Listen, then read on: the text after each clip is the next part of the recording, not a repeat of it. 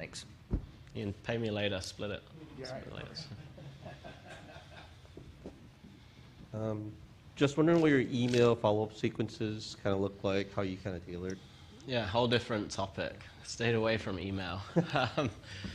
I mean, so a lot of the time, I mean, some of our emails are long, right? Like 50 email automations. We don't build out all 50 right away. We like break our clients into stages. So stage 1 is landing page build out, traffic, optimizing traffic and landing page, and then optimizing the back end. Because again, I'm a big believer of if we can get this converting and profitable on the front end, then it's all free money on the back end. But until I get the front end converting, the back end's pointless because I can't acquire the customer profitably. So we'll switch to email in like our phase 2 when we're optimizing back end, which might be in like Q2 basically. We'll start with like 7 emails just to keep it going while we're focused on front end. And then we'll build out big automations, lots of complexity, tagging, segmentation, everything like that with retargeting ads to all the layers. Every client's so different. It's hard, like, we'll have a mix of content, offers, testimonials, blogs, sending them a mix of everything to keep the list engaged. And I guess I kind of went through that yesterday morning, right? Like a lot of people fail to do that because they'll have 7 emails that go to buyers, and then the buyers will be dead, and every time they do a new promo, they'll blast the buyers, and then the buyers will be dead again. So we try and build out an automation, but also encourage the business owner, like, you got to do something in your business. You know, we're here to help. We're not like running the entire business. So do a weekly newsletter, right? Send out an update when you speak on stage and a live stream link to keep them warm. Send out a client testimonial every week with the video from the client. Just little things. Like if you did those 3 things a week, that list stays way warmer now. Does that answer the question? Yeah. Any other questions? So I once asked Frank Kern how often that he thought it was okay to, quote unquote, nurture his people that he has on his list. And he said, as many times a day as I can think of it. You know, in other words, but he believed that you should keep communicating every day. He says 8 times is fine. How many times a day? Well, he didn't say. He says he'll send out as many as 4 to 8 Facebook Lives just to keep nurturing the group. I'm not saying that that's correct. I'm saying what is it about nurturing that you know when you're doing the right amount or not enough or whether you're having an effect? Yeah, I mean, I think there's no rule, right? That's why even my question before, my answer was very broad. It depends on the business. Like, there's a happy medium, I think. Every niche and business is different. Every customer is different. Like, if you follow Grant Cardone, you're getting hit all day, every day. Yeah. And you either hate him or love him. But you don't, everyone knows who he is, right? I tested that yesterday. I think 2 people did him. But that's the brand that Grant Cardone's built, and not everyone's brand's the same. So I would say, I guess, I don't know if I would say you need to do multiple stuff a day. Do you need to do it multiple times a week? Probably. There's like a happy medium. But it's also like what's achievable, right? If you're not doing anything now, doing 3 emails a week and a couple of Facebook Lives is going to totally change your business. Yeah. So it's also about just like realism. You know, it's like everyone knows the perfect diet. No one in here eats the most perfect diet ever, like none of us. But we all probably know what would be close to that. But if we get halfway, is that going to change our body and health? Yeah, sure. So it's like finding that happy medium. Any other questions? Yep. For the email, did you have a chance to look at it? No, not yet. I will. You want to see if Kevin can get it? G. Ping Kevin, tech, and ask him if he knows the software. Oh, Scott's probably better. Ask Scott if he knows the software that can scrape emails when they type it in the box, but don't click submit. So they put it in a checkout page, but they don't click submit. On that, if you happen to know that's the software for Facebook group scraping? Yeah, I think, Kevin, you got that right, the Facebook group software? Yeah, it's by a company called Phantom Buster. Phantom Mustard. And I think you can Google it too if you. My question was on like dynamic UTM codes. You Yep. basically just do that, and how often do you use analytics versus the interface to like look at what's really working? Every day, yeah. Every client has Google Analytics set up. Yeah. And so, and is it an issue for you or for your clients when it doesn't match up, or do you try Sure. to make it mix? Okay. I mean, yes, data's always an issue, right? It's like never-ending battle. For some clients, it's a nightmare still, because more often than not, the data gets more complex the more complex the business is. So if the business does 10 million a year, but the 10 million a year is from 6 products, from different social media platforms, different emails, different ad platforms, and there's nothing set up, and GTMs isn't working, and they're sending emails without UTMs, and that's when it gets hard.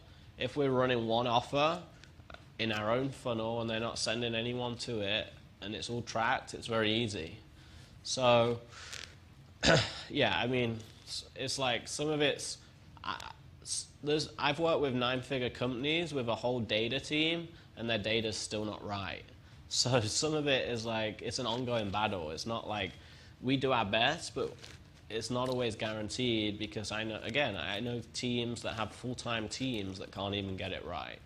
Because sometimes there's so many moving parts, and with data, if someone forgets the UTM, it breaks, the page URL gets redirected, and someone doesn't update it, it's like now everything's broke again. So we try and do our best to segment it, and we do a good job most of the time, but there's always circumstances it's not working, and we try and check and correct course as quick as we can. Yeah. Question over front here. Oh boy.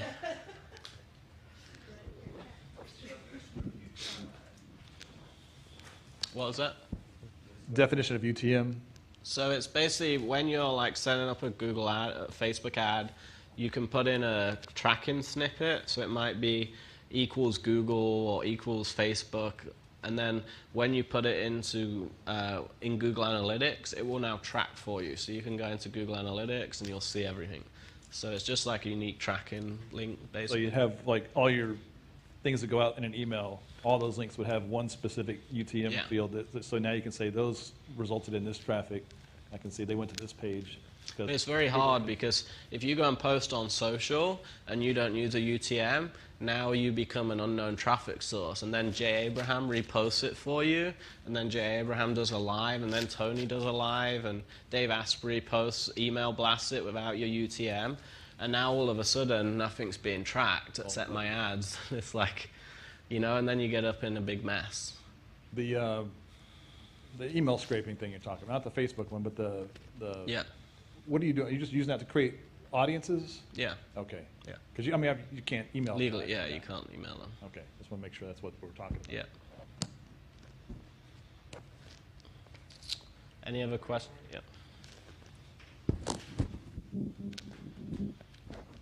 So what was do you know any names of the companies that you mentioned, like the payment plan yesterday, where they like give you all the money up front and then they do all the collection? Yeah, I don't know what that do you know what that company was called, Kevin?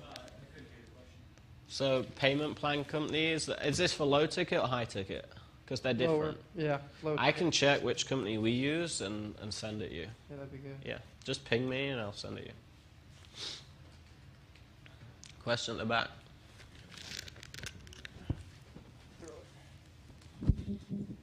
Nice, cool. So, I've been asked to do more and more podcasts, and then when I asked some people, we'd like to have all the people that downloaded the podcast, they said, we can't give it to you. Sure. Yeah. So why do the podcast? I think that's normal. I'm not like a podcast expert, and I don't do a bunch, but normally they won't give you a... You mean the number or the contact, like the names and details? Yeah. Everybody who downloaded it. Well, I don't know if they can even get full details of... It depends where they're If you hosted. put a little thing in there, you could. Yeah, I'm not... I mean, I know most You put people... one of these UTMs in there, you could. most people that host podcasts, they won't give you the data or the customer. They just won't. I know they So won't. we have a couple now that said they will. Good. On redo, Yeah. after the first Good. one was successful. Yeah, I mean, if you have But I personal... complained, I said, all those people downloaded, I don't know who they are. Yeah, if you have personal relationships, sure. But I know as a rule of thumb, people they don't do much. They're not very willing to share. Yeah, so I'm thinking now for every podcast, you should do some type of big advertisement. Well, normally when you do a podcast, you're sending them to an offer or a free opt-in, right? So if I was ever to do a podcast on someone's show, I speak to the show owner, and I'm like, what can I offer on here, or what free report can I send them, so I can capture some of the data. They allow you to say the link. Yeah, so you send them to a page and pixel that page, and then you've got all the data on Facebook, and it's an opt-in, and then you've got all the emails too.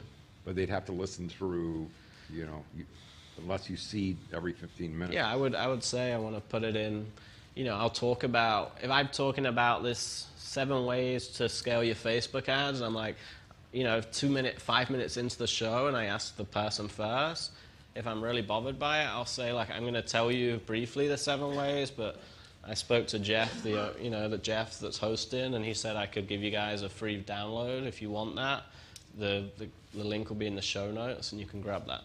Stuff like You don't that. say it on the video, on the audio. I don't think most people say the URL unless it's super clean. They normally say it's in the show notes. Okay, show Yeah. notes. Yeah. To continue that, I would say that, I wouldn't even want the list of everybody who downloaded it. I'd only want to know the people who listened far enough to get to my offer. Yeah. And those are the ones I want. The rest of them are, if they didn't get to the offer, they're probably not that interested in what I had to say. And so the offer isn't going to be as valuable they're not going to be as valuable as a lead as somebody who is just more noise. To a degree. And there's I'm sure examples where that's not the case, but the ones that do the work are the ones that are going to keep doing the work. I was thinking, though, the fact that you could maybe the rookie lose the first time through, that's your first shot, and you got 6 responses. Yeah, I mean, I'm sure there's some valuable stuff there, but like you said, the warmer people that made it to the lander, and they're going to be better, yeah. Yep. Cool. Any other questions? All right, well, I think we'll finish there. I'll hang around for 30 minutes if you have any other questions.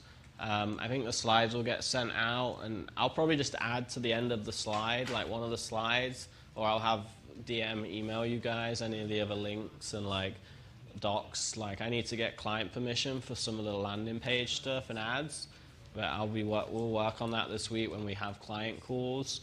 And like the email scraper, like any tools, we'll try and send a summary doc next weekend probably when we've spoke to clients and had time. And then, yeah, you'll get that. And yeah, I mean, just add me on Facebook or email or something. Any questions, just ping me. Hope you guys had a good couple of days. And yeah, thank you for coming.